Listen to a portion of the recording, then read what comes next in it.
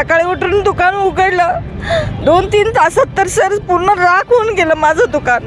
रोज मी दुकानात बसत होते, आज ते पूर्ण दुकान माझं राख झालेलं आहे सर. मी कोणाकडे काय अपेक्षा करू? तुम्हाला जे करा असं वाटेल ते आमच्यासाठी करा सर तुम्ही, बाकी कोणाला काही बोलत नाही सर. मंडळी, खऱ्या अर्थाने जर पाहिलं तर प्रत्येक महिला आपल्या आयुष्यातला प्रत्येक मिनिट ह्या आयुष्याच्या संसाराचा गाडा ओढण्यासाठी पै हे गोळा करत असते आणि आपल्या आयुष्याच्या संसाराच्या गाडाला चालवण्यासाठी ते कायम प्रयत्न करत असते. मात्र आज या ठिकाणी जर पाहिलं तर हडपसरच्या सातेवाडी गोंधळेनगर या भागामध्ये माऊली वडापाव या ठिकाणी दुपारी 1 ते 1:30च्या दरम्यान गॅसचा स्फोट झाला आणि त्या गॅसच्या स्फोटमध्ये शेजारी असणारे 4 ते 5 दुकानसुद्धा जळून पूर्णपणे खाक झालेलं आहे. हे संपूर्ण झालेल्या नुकसानाची भरपाई आम्हाला कोण देणार आणि या सगळ्या घटनेची तक्रार आम्ही कोणाकडे करणार, कोणाकडे न्याय मागावा आणि कोणाकडे न्याय मागू नये याची देखील आम्हाला सूद नाही आहे. तुम्ही काहीही करा परंतु आम्हाला मदत करा अशी मागणी या ठिकाणी ज्यांचं नुकसान झालेलं आहे अशी भावूक झालेली महिला आपल्यासोबत आहे, ते आपल्या चॅनलच्या माध्यमातून या ठिकाणी करत आहेत. मात्र आपण त्यांच्यासोबत आणखीन काही प्रश्न करणार आहे. दुकान जळताना बघत होतो सर आम्ही, बाकी आम्हाला काहीच माहिती नाही. पंचनामा झाला का नाही झालं आम्हाला काही माहिती नाही सर. आयुष्यात पहिल्यांदा असं घडलंय सर आमचं.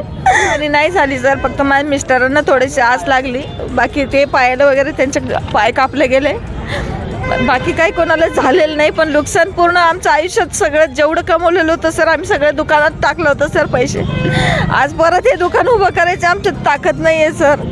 आम्ही भाड्याने राहतो सर, दुकान पण आमचं भाड्याचं होतं. आज पूर्ण पै जमा करून आम्ही सगळं दुकानात पैसे घातलेले होते सर. माझं 4-5 तोळ्याचं सोनं पण मी यानं सकाळीच दुकानात ठेवली होती सर आणून.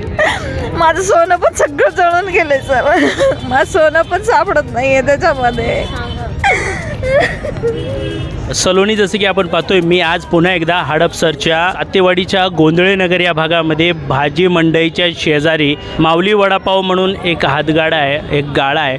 त्या ठिकाणी अनेक लोक आपल्या आवडीचा वडापाव खाण्यासाठी त्या ठिकाणी सातत्याने मोठ्या प्रमाणात गर्दी होत असते. मात्र आज या ठिकाणी दुपारी 1 ते 1:15च्या दरम्यान माऊली वडापावच्या या ठिकाणी गॅस जो आहे त्याचा स्फोट झाला आणि ते गॅस पलटी झाल्या कारणामुळे आजूबाजूचे जे 5 ते 6 दुकानं आहेत त्या ठिकाणी अतिशय जळून खाक झालेली आहेत. कशा पद्धतीने ते दुकानं जळून खाक झालेली आहेत आणि सध्या त्या ठिकाणची वास्तुस्थिती आणि वास्तू परिस्थिती काय आहे ते आपण या ठिकाणी पाहणार आहोत.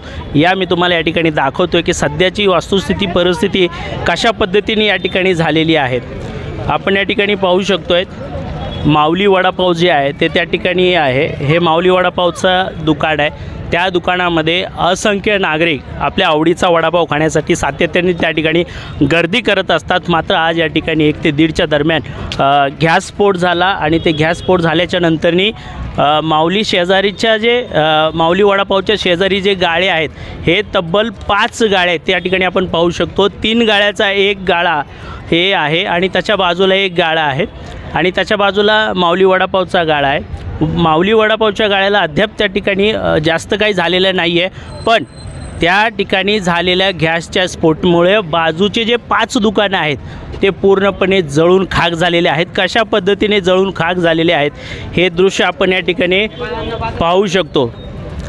त्या ठिकाणी विद्यार्थ्यांचे जे शालेय वस्तू आहेत ते शालेय वस्तू सुद्धा या ठिकाणी मिळत होते, ते संपूर्ण या ठिकाणी जळून खाक झालेला आहे. पूर्ण कोळसा या ठिकाणी सगळा झालेला आहे. आणि आपल्यासोबत काही नागरिक यावेळेस आपल्यासोबत आहेत, आपण त्यांच्याशी संवाद साधणार आहोत. ज्यांची हे दुकानं आहेत, ज्यांचं मोठं नुकसान झालेलं आहे, आपण त्यांच्याशी यावेळेस संवाद साधण्याचा प्रयत्न करणार आहोत. काही महिला यावेळेस आपल्यासोबत आहेत ज्यांनी वास्तुस्थितीमध्ये नेमकी ही घटना कशी घडलेली आहे हे आपण त्यांच्याकडनंच जाणून घेणार आहोत. दादा, नेमकं हे कितीच्या दरम्यान घडलं होतं आणि हे कसं घडलं होतं, घडण्याचं मूळ कारण काय सांगा. 1:15च्या दरम्यान झालं होतं. गॅस लिकेज होता, त्यामुळं आग धरलं गॅसला. त्यामुळे आपले फ्रीज वगैरे सगळे बाहेर होते, त्यामुळे पेट धरल्यामुळं सगळं जळालं. स्फोट कसा झाला? माऊली वडापावल्यांचा गॅस होता, लिकेज गॅस होता, त्यामुळंच पेट धरला त्याचा चालूमध्ये. मग बाजूचे जे दुकानं आहेत ते जळाले, ते कसं त्या ठिकाणी गॅसचा वेग कसला? आपले तर कपड्याचं दुकान आहे, कपड्याचं दुकानामुळे प्लॅस्टिक वगैरे सगळं असते, त्यामुळे पेट धरला त्याला. परत आपले चप्पल कपडे वगैरे सगळं आपल्याकडे तिथं, बरं त्यामुळे पेट धरला. परत ते बाजूला गिफ्ट आर्टिकल्सचे गिफ्टमुळं पण तिथं पण पेट धरला. बरं. ताई, हे जे माऊली वडापावच्या शेजारी जे 4-5 गाळे आहेत ते कशाचे गाळे होते आणि त्या ठिकाणी नेमकं गॅसचा आग कशी पेट पकडली आणि संपूर्ण जळून खाक झालं, तुम्ही कसं पाहता या घटनेला? दुकान तर आमचंच होतं जळालेलं. माऊली काकाच्या बाजूला दुकान होतं, ओम गुरुदेव फुटवेअर आणि इनरवेअर होतं. तिथं गॅस लिकेज झाला, लावताना स्फोट झाला. ते गॅस विझवायचा प्रयत्नही केला पण नाही विझलं. ते इतकं जाळ त्याला मोठं होता ना, तर डायरेक्ट इतकं पेट घेतलं ते, तर पूर्ण म्हणजे आमच्या दुकानाला जाळ लागून बाजूच्या दुकानाला पण जाळ लागलेलं आहे. म्हणजे विझवायचं म्हणजे प्रयत्न केलो तर ते काय असं विझवण्यासारखंच नव्हतं. तिथे इतकं पेट होतं आणि लोक थोडे होते. ह्या दुसऱ्या दुकानात पण एकटाच माणूस होता, जे आमचं फुटवेअर होतं इनरवेअर, त्या दुकानात पण यांचे पप्पा एकटेच होते. आणि माऊली काकाच्या दुकानात पण माऊली काका आणि त्यांची मिसेस आणि कारागीर, बाकी कोणीच नव्हतं तिथं. त्याच्यामुळं ते जास्त विझवण्याचा प्रयत्न कोणी म्हणजे कसं आहे, आता किती पेट घेतलं ते माहिती नाही. पूर्ण जाळ लागल्यानंतर आम्ही पण घरातून खाली आलो. काही इतकं मोठा स्फोट होता ना तो, की सांगणं अशक्य आहे. ज्यावेळेस ही घटना घडली त्या टायमाला ह्या घटनेची दखल अग्निशामक दलाला वगैरे दिली होती का? अग्निशामक दल वगैरे या ठिकाणी दाखल झालं होतं का? हो, आले होते. 4 गाड्या आले होते, तरी जाळ विझत नव्हता. इतका स्फोट मोठा होता ना. 4-5 अग्निशामक गाडी लागले तेव्हा कुठं जाऊन पण काही राहिलेलं नाही सर. सगळं जळून खाक झालेलं आहे, की सांगण्याच्या पलीकडं आहे. कारण तुमच्याकडून काय होत असेल तर प्रयत्न करा तुम्ही, कारण आमचं तर पुरं संसार म्हणजे जितकं पैसा होता तेवढं सगळं गेलेलं आहे. आमचं काही राहिलेलंच नाही आहे आता. ज्यावेळेस घटना घडली आणि घटनेची संबंधित माहिती अग्निशामक दलाला दिली त्या टायमाला किती कालावधीच्या नंतर अग्निशामक दल घटनास्थळी धाव घेतली? 10 मिनिटं सर 10-15 मिनिटं. अग्निशामक 10-15 मिनिटांनी आले, पण तेवढ्यात तर ते सगळं जळालं होतं सर. त्यांनाही कंट्रोल करणं मुश्किल झालं सर. तेवढं जाळ होतं ना, की 4 गाड्या लागले तरीसुद्धा जाळ विजता विजेना. जेव्हा ते सगळं जळून खाक झालं तेव्हा ते अग्नी शांत झाली. गॅसच्या स्फोटामुळे जे भीषण आग लागली त्या भीषण आगीमध्ये कुणाचं काय जीवितहानी वगैरे काय कुणाची झाली? नाही, जास्त लागलेलं नाही. याच्या पप्पाला पायाला लागले, काहीतरी फ्रीज वगैरे काढताना 13 टाक्या पडलेत पायाला त्यांच्या, आणि थोडंसं चेहऱ्याला वगैरे थोडीशी आस लागली. जे सिलेंडर जळत होतं ना, सिलेंडर विझवताना त्यांच्या चेहऱ्याला लागलेलं आहे, थोडं हाताला पण भाजले. बाकी ते पायाला वगैरे त्यांचे पाय कापले गेले.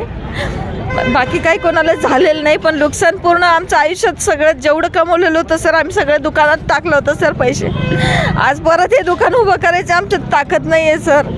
आम्ही भाड्याने राहतो सर, दुकान पण आमचं भाड्याचं होतं. आज पूर्ण पै जमा करून आम्ही सगळं दुकानात पैसे घातलेले होते सर. माझं 4-5 तोळ्याचं सोनं पण मी यानं सकाळीच दुकानात ठेवली होती सर आणून. माझं सोनं पण सगळं जळून गेलं सर. माझं सोनं पण सापडत नाही आहे त्याच्यामध्ये. नक्कीच सलोनी, खऱ्या अर्थाने जर पाहिलं तर आज हडपसरच्या सातेवाडी गोंधळेनगर या भागामध्ये स्थित असणारं सुप्रसिद्ध माऊली वडापाव, ज्या ठिकाणी सातत्याने नागरिक आपल्या आवडीचा वडापाव खाण्यासाठी दुपारच्या वेळेस सायंकाळच्या समयी मोठ्या प्रमाणात त्या ठिकाणी गर्दी करायचे. मात्र आज या ठिकाणी हडपसरच्या गोंधळेनगर परिसरामध्ये माऊली वडापाव या ठिकाणी दुर्दैवाने गॅसचा स्फोट झाला आणि त्या गॅसच्या स्फोटमध्ये शेजारीचे जे 4-5 दुकानं आहेत ते पूर्णपणे जळून खाक झालेले आहे. सुदैवाने त्या ठिकाणी कुठल्याच मनुष्याची, कुठल्याच व्यक्तीची जीवितहानी मात्र झालेली नाही आहे. परंतु आपण खऱ्या अर्थाने जर पाहिलं तर ज्या ठिकाणचे जे 4-5 दुकानं जळालेली आहेत त्यावरतीसुद्धा मोठ्या प्रमाणात नागरिक फ्लॅटमध्ये राहत होते.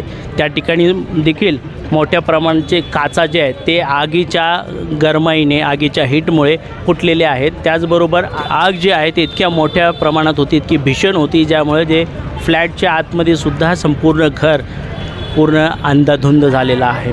किती मोठ्या प्रमाणात हे नुकसान झालेलं आहे, याला जबाबदार कोण आहे?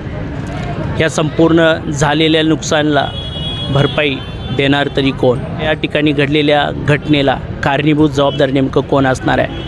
मंडळी, तुम्हाला काय वाटतं आहे कमेंटमध्ये सांगायला मात्र विसरू नका.